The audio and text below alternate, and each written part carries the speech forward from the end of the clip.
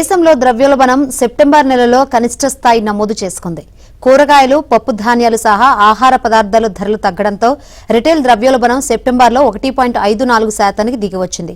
ఇది దాదాపు 8 ఏళ్ల కనిష్ట స్థాయి నమోదైంది. 2017 జూన్లో నమోదైన 1.46% తర్వాత ఇదే తక్కువ.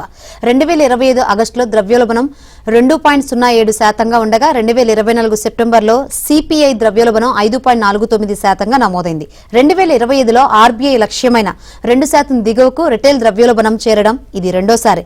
కూరగాయలు, నూనెలు, పండ్లు, పప్పులు, తృణధాన్యాలు, గుడ్లు, ఇంధన ధరలు తగ్గడంతో ద్రవ్యోల్బణం కిందకు దిగొచ్చిందని ఎన్ఎస్ఓ వెల్లడించింది.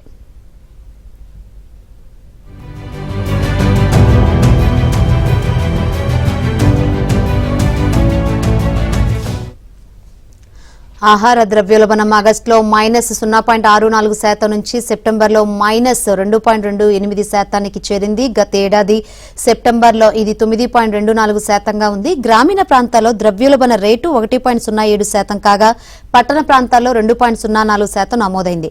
యూపీలో అత్యంత తక్కువగా 0.61%, కేరళలో ఎక్కువగా 9.05% ద్రవ్యోల్బణం నమోదైంది. 2025 సెప్టెంబర్లో సిపిఐ ద్రవ్యోల్బణం 99 నెలల కనిష్టానికి చేరిందని, ఆహార పానీయాల ద్రవ్యోల్బణం 1.4%కి పరిమితమైందని ఆర్థికవేత్తలు చెబుతున్నారు.